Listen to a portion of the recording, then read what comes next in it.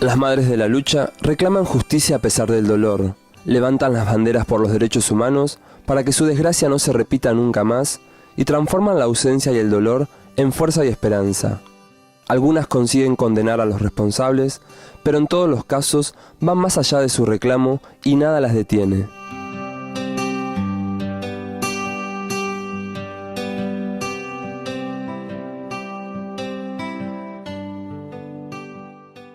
Ninguna madre, sea por las circunstancias que sean, estamos preparados para perder un hijo. Ninguna. Circunstancias muy especiales las nuestras, digamos, pero ninguna madre, es un dolor tan fuerte que no tiene nombre. Si vos decís viudas, viudos, sabés, huérfanos, huérfanos, sabés. No se ha encontrado una palabra, ni se va a encontrar, una palabra que signifique lo que es la pérdida de un hijo. No tiene nombre. El golpe fue muy grande, terrible, no se lo deseo a nadie. Estoy con todas las madres que han perdido los hijos, con todas, desde el más pequeñín al más grande, porque sé lo que es perder un hijo y de la forma terrible.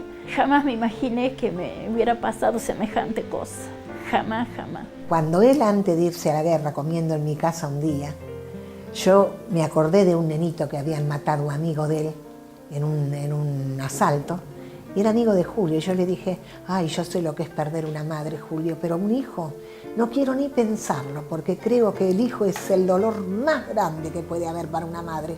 Solo una madre que pierde un hijo puede saber lo que debe ser ese dolor. Yo no lo quiero sentir. Y él, María, ¿sabés qué me dijo? No digas eso, mamá. Te podés morir vos como me puedo morir yo. Y si yo me muero, Dios te va a dar la resignación, porque si acepta la muerte es porque era el momento. Es una historia cualquiera, un arrebato que causó dolor, con un invierno de guerra en que el maestro su cuerpo dejó. Pero vos lo que pasa, que tenés miedo al dolor porque sos cobarde. Vos le tenés miedo al dolor. Por eso tenés miedo a perder un hijo, porque sos cobarde. Y bueno, yo esas palabras las empecé a levantar y empecé a decir, mi hijo no quería que yo me muriera como mi marido, que quedaron los nenes chicos. Y tenía un poco de rabia hacia mi esposo, ¿por qué no siguió? Pero los hombres no son tan valientes como las mujeres, lamentablemente. El hombre no habla, el hombre se traga todo. En cambio yo salía a la calle y me peleaba con medio mundo. Ah, vos sí, porque porque me trababa, ¿no? Cuando me pedían algo, iba a comprar algo. Ah, y señora, ah, claro, para usted es muy fácil. Para mí no, porque yo acabo de perder un hijo en la guerra. Nuestras hijas y la sociedad y la realidad que vivíamos nos estaba mostrando otra historia en el 70. Entonces fuimos escuchando. Al principio dijimos no hagas. ¿Por qué? Y teníamos miedo.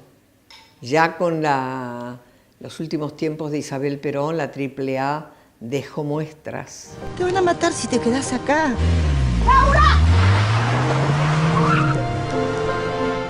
Y teníamos miedo, por eso los desalentábamos, pero la explicación, las conversaciones familiares eran lógicas, eran de decir, mamá, no hay que remendar, hay que cambiar completamente para que cambie esta injusticia social, porque queremos justicia social.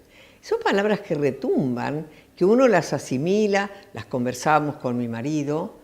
Mi marido trabajaba con Laura, la trataba de cuidar, pero la voluntad de esa generación fue férrea. Entonces, contra eso, ¿qué hubo? Más que nada, protegerlos, acompañarlos, entenderlos. Y yo me recuerdo que mi padre me decía cuando fue lo de mi hija, no, mi hija, ya no se ha aclarado las 48 horas, es difícil, porque eso es lo más primordial, lo más importante, mi hija, porque él me veía a mí que luchaba y que seguía, y bueno, y no, papá, sí se va a aclarar, sí se va a aclarar, tenía siempre la fe. Y yo no quiero, a veces dice, quiere que cambien las leyes. No, yo quiero que las cumplan. Si le han dado 9 y 21 años, que los 9 años haya estado en la cárcel y los 21 lo hayan estado. No que el 2 por 1, la buena conducta, mañana, como ya están estos, que en cualquier momento yo me los encuentro en la calle. Como se lo encuentran mis hijos todos los días y vuelven enfermos cuando lo ven. Nosotras las madres no nos bajamos, por supuesto, de nuestra lucha, memoria, verdad, justicia. O sea, la defensa de los derechos humanos y sobre todo el principal, que es el derecho a la vida. Pero no solamente por lo que nos pasó a nosotros, por lo que hoy ocurre, por estas madres del dolor, por las madres que defienden a sus hijos de la droga. Y vos fíjate, siempre hablamos de madres. No obstante, en el caso nuestro, bueno, la mayoría somos viudas. El hombre no aguantó el dolor, no aguantó la injusticia. Murieron casi todos, del corazón, de cáncer y otros, desgraciadamente, por decisión propia, ¿no? La mayoría de las madres que pierden un hijo dedican su vida a la lucha por su memoria, pero en todos los casos, ninguna imaginaba el destino que les esperaba. Nunca se está preparado para semejante pérdida. Yo nací en el 30, como dije, nací en dictadura, me crié en dictadura, soporté dictaduras, no hice nada en las dictaduras y lógicamente el sueño era tener lo mejor para esa hija y los hijos que iban a venir, que vinieron después, darles lo mejor, formarlos. Mis hijos siguieron la carrera de su papá, técnicos químicos los dos, y mis hijas, bueno, las dos en diferentes escuelas, el secundario completo y luego la universidad, que quedó interrumpida por la dictadura, por supuesto. O sea, queríamos que fueran felices, fundamentalmente. Hace muchos años que estamos en Tablada. Julito nació en Ramos Mejía, pero viviendo acá en Tablada. Muchos años. Yo me conocí con mi esposo acá en Lomas del Mirador, también Tablada, y nos casamos. A los 17 años tenía yo, él 21. Bueno, tuvimos 4 hijos, éramos muy pobres, muy humildes. Tal es así que empecé a tener mis primeros hijos en la casa de mis padres, ¿no? Teníamos una pieza y mi marido tenía un tallercito que tenía un torno, era tornero de repusar. Y ahí empezamos en esos años del 55, 56, eran años buenos y uno quería luchar para tener algo, ¿no es cierto? Yo siempre lo recuerdo con cariño, con mucho amor a mis abuelos,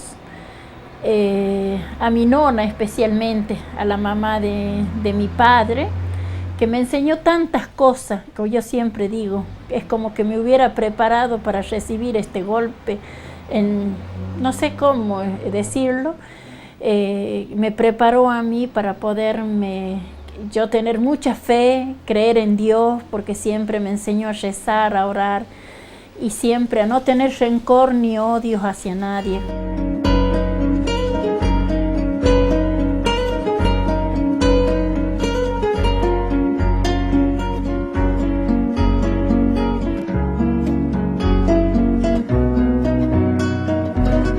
Julio nació en el 61, enero del 61.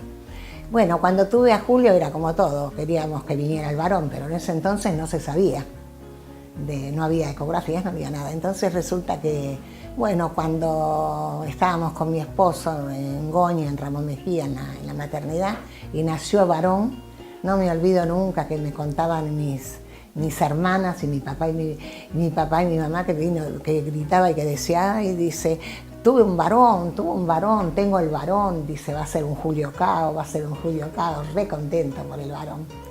Y realmente tuvimos años de mucha felicidad. María Soledad nació en el 12 de septiembre de 1972, un día a la tarde, a las 19 horas, un día martes. El problema después era el nombre, yo había dicho que le iba a poner a todas María, hasta que yo dije, no, le voy a poner Soledad. Y bueno, y mi mamá chocha con el nombre, de que le había puesto María Soledad, y bueno, Y yo digo las paradojas de la vida, porque Sole nunca está solita. Pues si usted pasa por el lugar donde ella fue encontrada, siempre hay alguien, siempre poniendo una vela, o que alguien se baja de un camión o de algo con un ramo de flores. Nosotros no habíamos hablado de política en nuestra casa, más que algún comentario. Yo era antiperonista completamente, mi marido también. Tal es así que cuando el asalto al gobierno en el año 55, en vez de repudiarlo, nos alegramos. Cosa que cargo como una cuestión personalísima, porque si yo hubiese salido junto con las familias afectadas de los centenares que bombardearon en la Plaza de Mayo, no hubiera existido un 24 de marzo del 76. Y yo ya la tenía en brazos a Laura. Y yo salí al revés, a avivar esa muerte por la antinomia. Entonces, borrar la antinomia y decir jamás permitir que se usurpe el poder ilícitamente.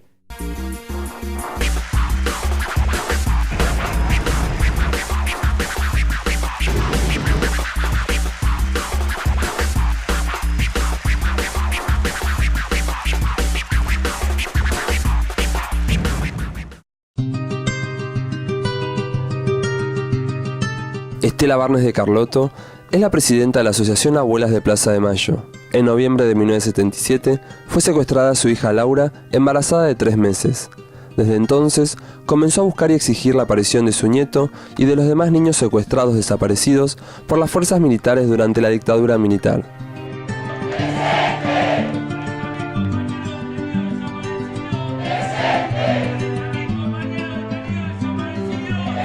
Mi marido sí lo secuestran el 1 de agosto del 77, buscando a Laura. Buscando a Laura porque él le había prestado la camioneta para hacer su mudanza. Laura se cambiaba de casa, se la prestó y dijo: a las 5 de la tarde te la devuelvo.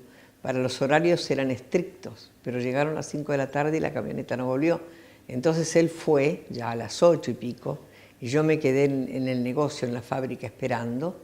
Él fue a ver qué había pasado, y ahí es donde lo secuestran, porque se va a la casa donde vivía Laura, encuentra todo, las luces encendidas, ropa tirada, sangre en el piso, bueno, ve lo que había pasado, y cuando sale de ahí estaban esperando a alguien, y llegó él, y a él lo mantuvieron secuestrado durante 25 días, donde yo aprendí por primera vez a buscar un desaparecido, ¿no? Su señoría me dijo que si usted sigue buscando, puede aparecer en una zanja. ¿Cómo?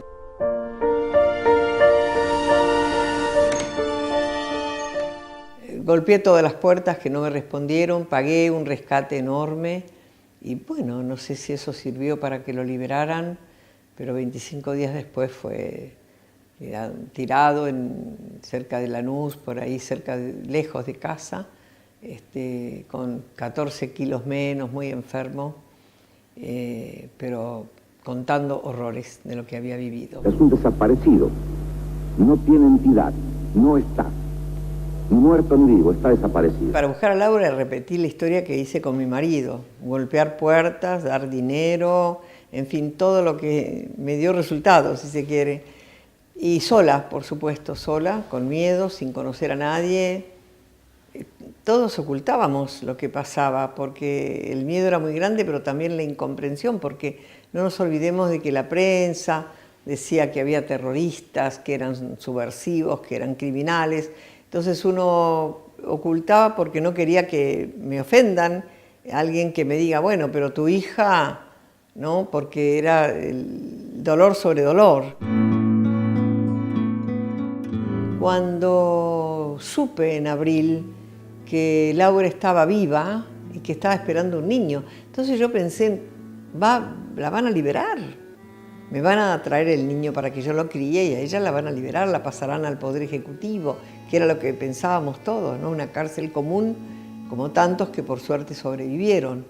Ahí recibí el buen consejo de mi consuegra, la señora de Falcone, que me dijo: Estela, no estés sola, hay otras señoras que como vos están buscando a los nietitos y también a sus hijos, ¿por qué no te juntás? Y ahí entonces llamé por teléfono, entonces Licha de la Cuadra, una de las abuelas fundadoras, me recibió en su casa y estaban otras señoras, las conocí y bueno, son las abuelas con las que sigo todavía.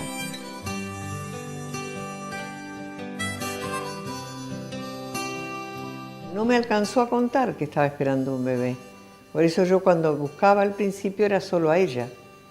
En abril del año 78 llegó una señora a la fábrica de mi marido diciéndole que había compartido el secuestro con Laura y que ella le había pedido, sabiendo que, le dijo, yo vivo cerca de acá, de este negocio, que por favor le avisara a usted y a su señora que ella está bien, que está con un embarazo de 6 meses, que si es varón le va a poner el nombre de su papá, de Guido, y que a la mamá le diga que lo busque en la casa cuna en junio, que es la fecha en que va a nacer el bebé. Y eso fue todo. Después la mataron a ella.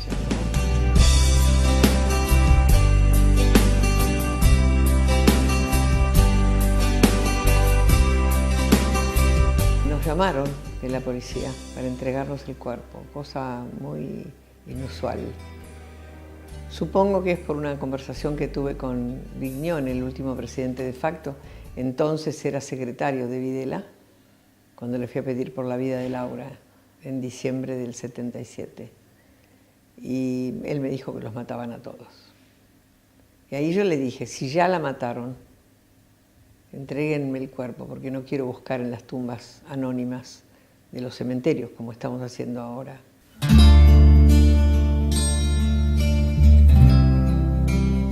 Ada Morales es la madre de María Soledad, la adolescente asesinada en 1990 en la capital catamarqueña por los hijos del poder local.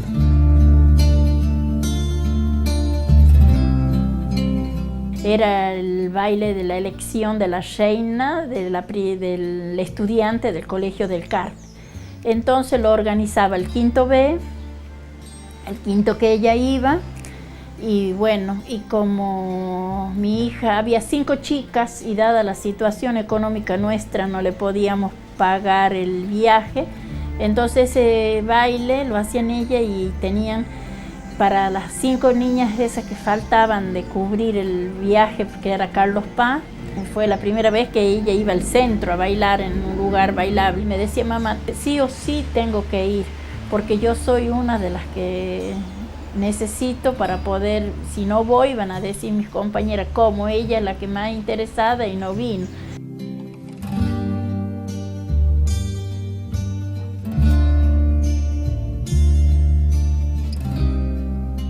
Y ahí fue esa noche a la 1:30 de la mañana, más o menos, lo que nos comentan las chicas después fue Luis Tula. Y la habló ella para afuera. Entonces ella entró y las chicas dijo que algo había pasado porque ella ya no estaba con el mismo ánimo con que la habían visto cuando ella estaba. Y ahí comenzó todo. Mi hija decide, ella había dicho dónde se iba a quedar esa noche y nos describe la casa, la calle, todo. Y que ella iba a regresar al otro día porque cansada, porque esa tarde habían estado toda la tarde preparando el local, acomodando las sillas, las mesas, todo. Entonces dice, mamá, yo voy a estar cansada, no voy a volver a temprano, sino me voy a quedar a dormir ahí y voy a volver cerca del mediodía. Y bueno, o sea, llegó el mediodía del día sábado, mi hija no llegaba, y yo sentí un llamado de ella. Yo sentí que ella me dijo, mami, pero ese mami, viste vos, no sé, me pone piel de gallina cada vez que me acuerdo.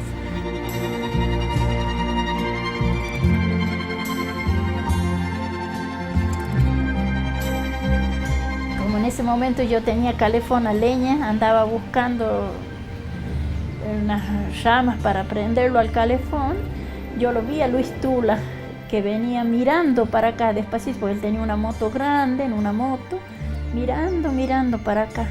Entonces cuando él me ve detrás del cerco, apura la marcha, acelera la moto y pasa. O sea que el tipo miraba qué movimientos, digo yo, era qué pasaba en mi casa. A donde había grupos, mi esposo y los parientes se iban, gente amiga se iba, donde decían que había grupos de chicos en distintos lugares de acá cerca, pero no estaba. Entonces Elías pone la denuncia a la tarde, el día domingo, que tras de eso el jefe de policía, el artífice del encubrimiento de mi hija, porque más que le guste o no le guste, mientras Ada viva hasta el último día de su vida va a sostener eso, que él fue el gran artífice. ¿Por qué? Porque los nenes que habían hecho esto no eran de familias humildes ni nada, eran los que tenían bastante poder.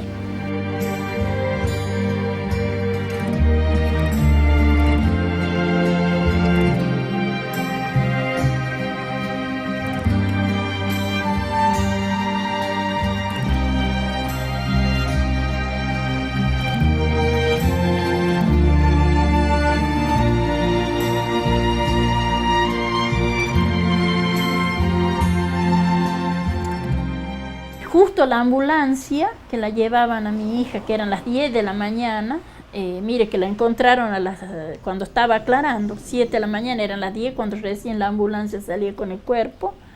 Ya era un mundo de gente, todo levantaba, todo pisoteaban, no resguardaron el lugar, el juez no vino al lugar tampoco. Entonces mi hijo preguntó qué pasó. Entonces un hombre le dijo, no, se la encontró, ¿qué ha pasado? Dice, no, sí, se la encontró muerta a la hija de Elías Morales, se imagina, sin saber que él era el hermano, ¿no?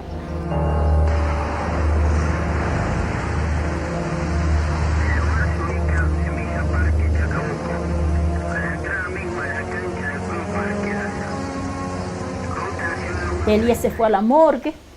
Fue el tío, el primo que le digo que se había ido, lavando el cuerpo de mi hija. Lo lavaron por fuera y por dentro. Se sentía el ruido del agua que caía. Entonces ahí le dicen, llegó un bombero y le dice a los otros que estaban cumpliendo esa tarea, ¿por qué la lavan? ¿No ve que no ha venido el juez? El juez tiene que dar la orden, ¿por qué la están lavando? Entonces uno les responde, no, son órdenes de Miguel Ferreira, del jefe de policía. El rostro exhibe un intenso color negro que contrasta con la coloración blanca del resto del cuerpo. Ese día martes, después del sepelio de mi hija, comenzar a ir a la plaza, caminar para pedir justicia. El día jueves es la primera, se inicia el 14 de septiembre del 90, la primera marcha de silencio.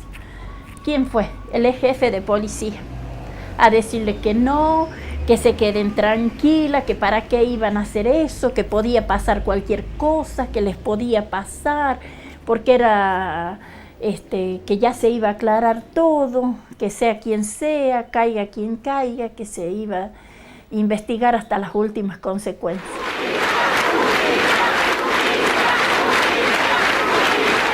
Hoy todo ha cambiado para mi familia. La muerte inesperada se cruzó entre nosotros y nos arrancó para siempre un ser querido. A los Morales nos acusaron, a la hermana Marta Pelón y a muchas personas que nos acompañaron, que hemos dividido a Catamarca. Yo quiero, siempre lo aclaro y lo voy a seguir diciendo, nuestra intención no fue dividir a nadie. Las marchas del silencio nacieron de las ex compañeras de Sole. ¿Yo qué me iba? ¿Yo a quién? ¿Por qué voy a dividir? Si yo como mamá lo único que buscaba verdad y justicia.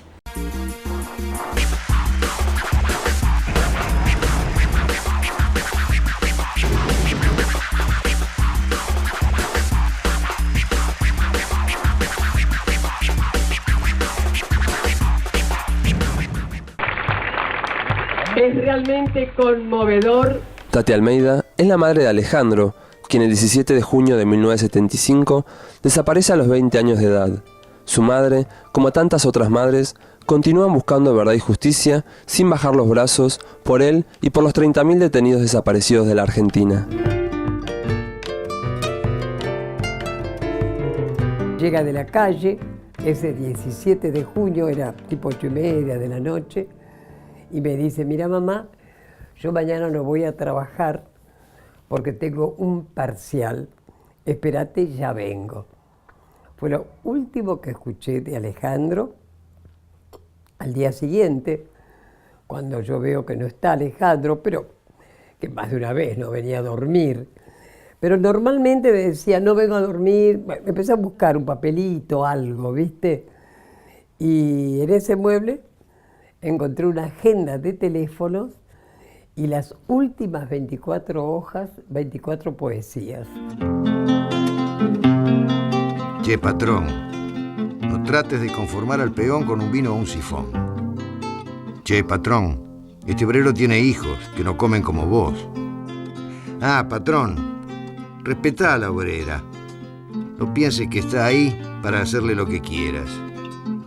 Oye, obrera, oye, obrero, ténganlos de chiquitos, que ya cuando grandecitos se parecen a los perreros.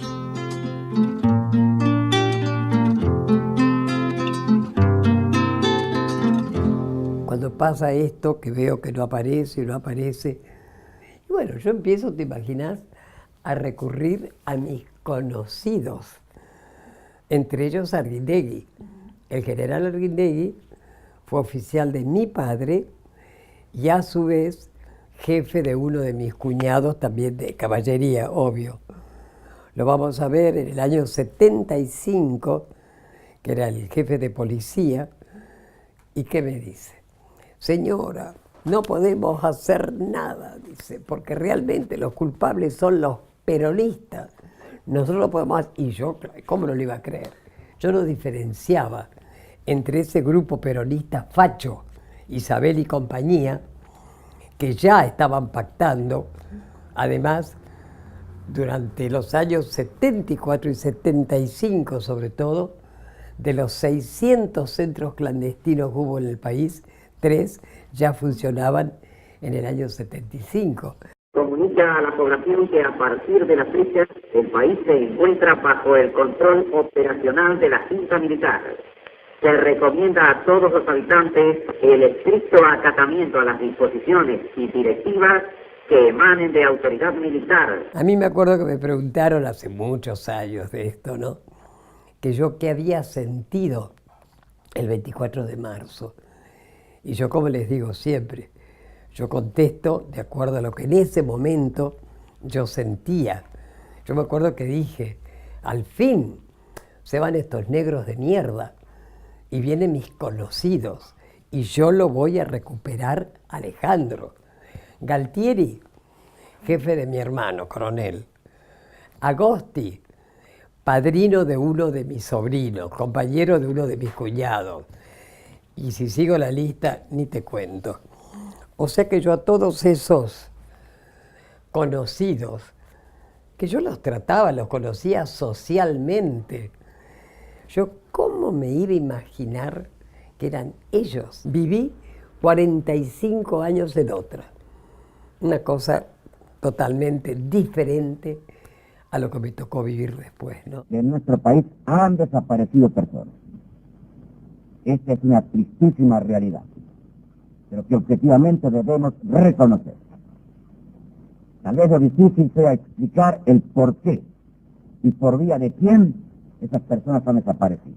Recién por los años 80, 80, 81, ahí me decidí, me acuerdo que fui a la calle, en la calle Uruguay teníamos la casa, el departamento en ese momento, Las Madres. Yo voy con mi hija, con Fabiana, entramos y vemos una pared llena de fotitos, fotitos. Dije, Dios mío. Y me atendió, para mí, la madre con mayúscula es y será María de la Garde Antocolets, que ella tenía 60 años cuando empieza a buscar a su hijo y entre otras cosas me pregunta, lo único que se preguntaba una madre cuando se acercaba por primera vez, ¿a quién te falta a vos? No importaba política, religión, nada. Era ¿a quién te falta a vos? Solamente queremos saber dónde están nuestros hijos, vivos o muertos. Angustia porque no sabemos si están enfermos, si tienen frío, si tienen hambre. No sabemos nada. Y desesperación, Señor, porque ya no sabemos a quién recurrir.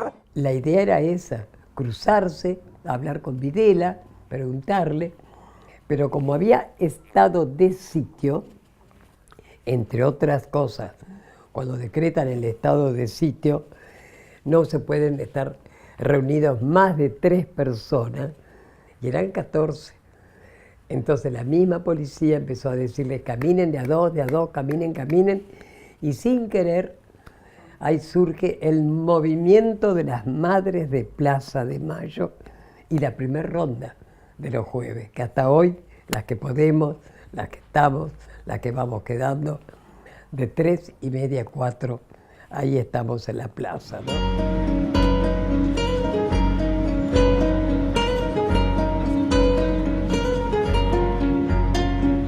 Delmira Hasenclever de Cao es la presidenta de la Comisión de Familiares de Caídos en Malvinas. Su hijo Julio Rubén Cao, el joven maestro de escuela, falleció durante la Guerra de Malvinas.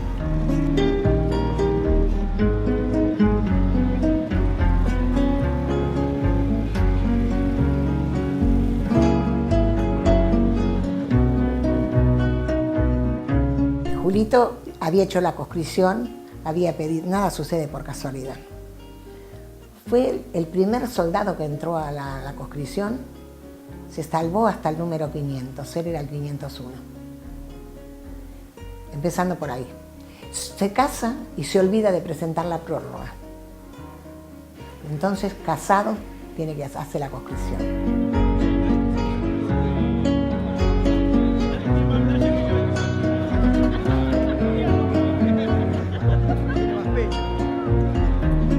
Termina la conscripción a los 6 meses, porque era casado, le dan la baja, pero sigue ejerciendo la docencia, sigue trabajando, bueno, y su esposa queda embarazada, y nos enteramos que se desató el problema de la Guerra de Malvinas, ¿no es cierto?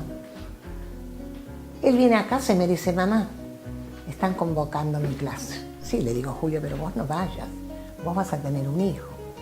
Mamá, dice, ¿cómo me pedís eso? Bueno, la carta no te llegó. Si te llega la carta, entonces es otra cosa.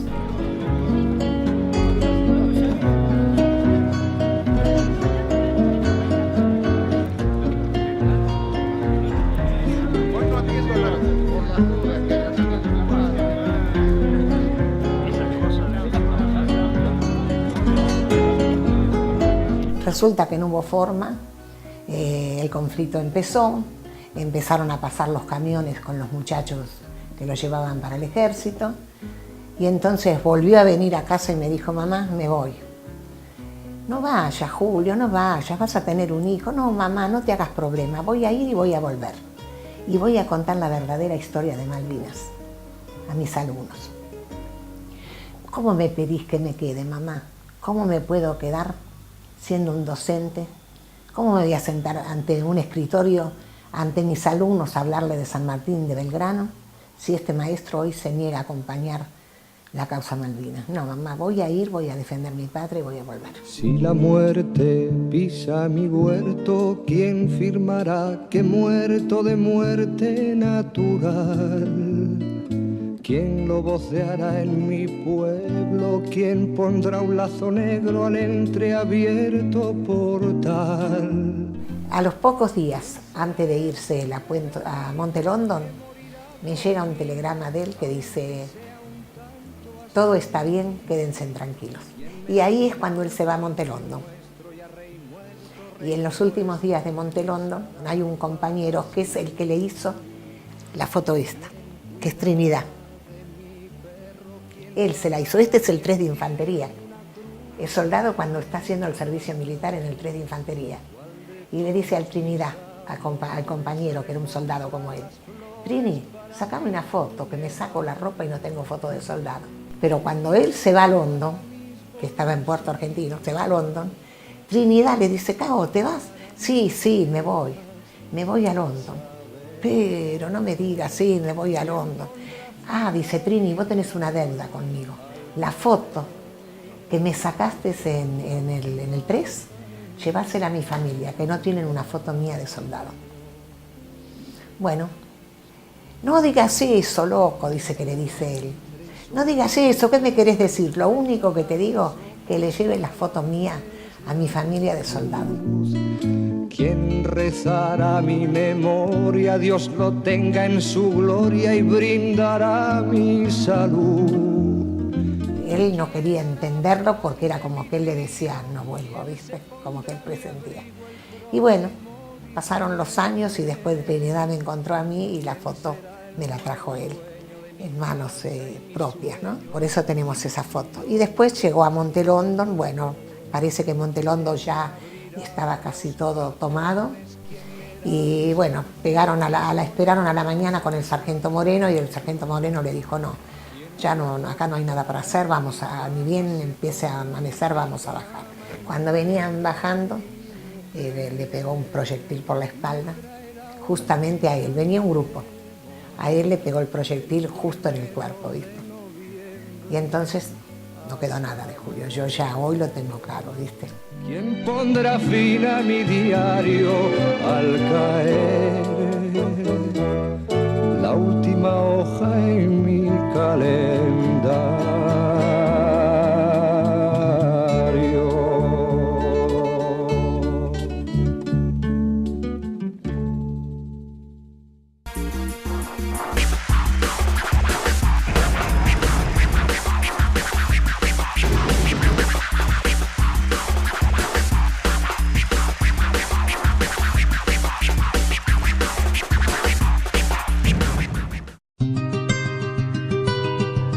El amor de una madre por sus hijos nunca se termina, y no importa cuánto sea el trayecto recorrido luchando por memoria y justicia, siempre habrá esperanzas al final del camino. Nunca tomamos la justicia por mano propia, pero exigíamos justicia. Cuando asume el doctor Alfonsín, una excelente persona, realmente él hizo un juicio único en el mundo. ¿Por qué? Porque con leyes civiles y civiles juzgaron a la primera junta, la condenaron a perpetua. Todos dijimos, bueno, empezamos, Dios mío, a respirar otro aire. Lamentablemente no supo aprovechar el doctor Alfonsín ese respaldo que tenía, no solamente en la Argentina, internacional, y dicta las leyes de impunidad, punto final, obediencia debida. En el año 2003, la gran sorpresa de un presidente que no conocíamos a la señora de él, a Cristina, pero a él no, un hombre que tenía un apellido difícil, como digo yo, hasta para nombrarlo era terrible, pero sin embargo nos recibió inmediatamente, nos abrió las puertas de su gestión, nos entendió y empezó a hacer cosas que nos dejaron realmente muy bien reconciliadas con ese gobierno de un militante como él había sido y de su señora, que también en la ciudad de La Plata habían corrido los riesgos de desaparecer. Y entonces yo en mi imaginación a veces pienso si no habrán caminado de la mano con Laura, ellos no.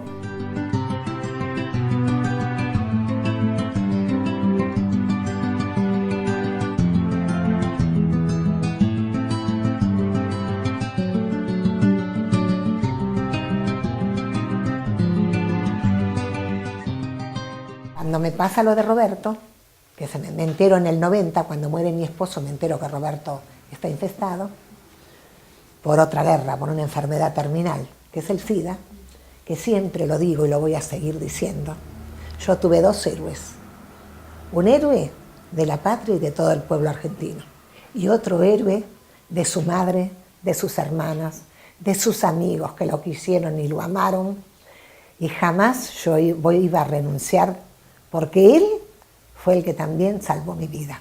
Él fue el que me dijo, mamá, unite a los veteranos. Ni bien supo que tenía HIV.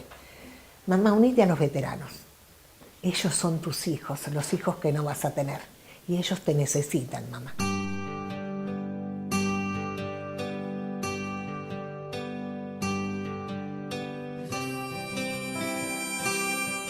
Enseguida empecé en el 90, antes del 90 ya iba, pero después ya me dediqué directamente a la comisión, a estar con los veteranos, a luchar por ellos y por la causa, a luchar por todos porque se morían muchos veteranos, al no ser reconocidos, era un desastre. Y yo siempre digo que los veteranos fueron héroes, que fueron a defender su patria y lo fueron a defender por todo el pueblo argentino, no por los militares de turno que hicieron una guerra. Que no se confunda la gente, que hay que dividir los tantos.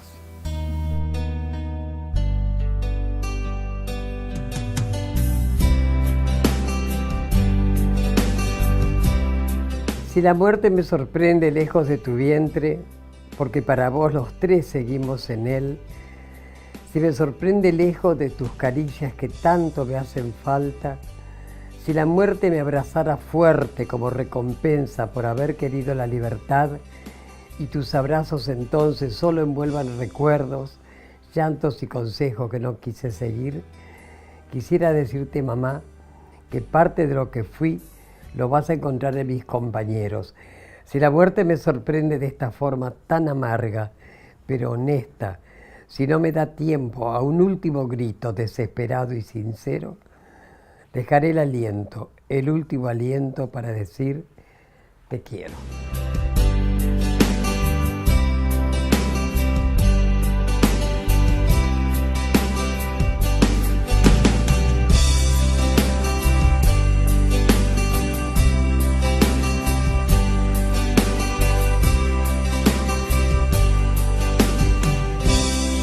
Cuando leí esas poesías, bueno, ahí conocí otra faceta de Alejandro, ¿viste? Realmente su compromiso, su darse al otro, su defensa, su realmente el amor a esa novia Silvia, que en buena hora se exilió y se salvó.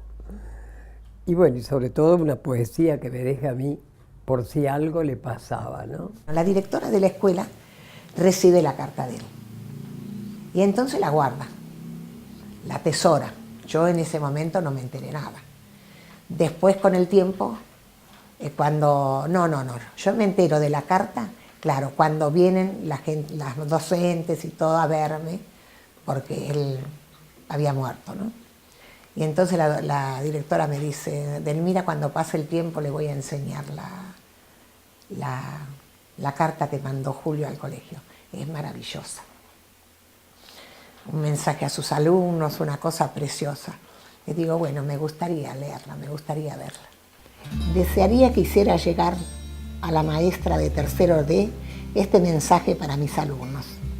A mis queridos alumnos de tercero D, no hemos tenido tiempo para despedirnos y eso me tuvo preocupado muchas noches aquí en las Malvinas, donde me encuentro cumpliendo mi deber de soldado, defender nuestra bandera. Espero que ustedes no se preocupen mucho por mí, porque muy pronto vamos a estar juntos nuevamente y vamos a cerrar los ojos y nos vamos a subir a nuestro inmenso cóndor y le vamos a decir que nos lleve a todos al país de los cuentos, que como ustedes saben queda muy cerca de las Malvinas. Y ahora, como el maestro conoce muy bien las Islas Malvinas, no nos vamos a perder. Chicos, quiero que sepan que a la noche, cuando me acuesto, cierro los ojos y veo cada una de sus caritas pequeñas riendo y jugando. Cuando me duermo, siento que estoy con ustedes. Quiero que se pongan muy contentos y que estudien mucho, porque su maestro es un soldado que los quiere y los extraña. Ahora solo le pido a Dios volver pronto con ustedes. Mucho cariño de su maestro, que nunca se olvida de ustedes. Tantos años ya pasaron, pero por ustedes queremos cantar. Nuestro recuerdo está intacto, nunca nada y nadie lo podrá borrar. Quiero cantarte, maestro, hoy, mañana y siempre nuestro héroe serás. Eres parte de la historia, en nuestra memoria por siempre estará. Somos agradecidos de todos los medios, de todas las personas que se solidarizaron con nosotros.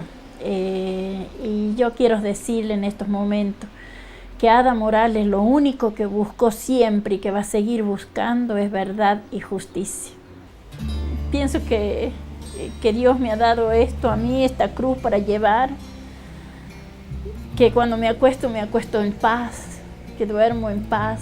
Y sé que mi hija, como siempre cuando voy al cementerio le digo a mi hija, hicimos todo con tu papá. Hay mucho amor, de mi familia tengo mucho amor y tengo mucho amor de los veteranos, de la causa y de toda la gente, porque la verdad que la gente quiere la causa. Malvinas es algo que le llega al corazón, ahora más que antes, porque claro, primero se encargaron de, bueno, pero ahora están viendo lo bueno, lo lindo, lo que va quedando en todos lados, y bueno, y eso es lo que vale y lo que yo quiero y lo que espero. Poder disfrutar unos años más de mis nietos, que ya soy grande, y seguir con amor, porque si no tenés amor la vida no sirve de nada. A mí me preguntan, a esta altura, Tati, ¿vos qué es lo que querés?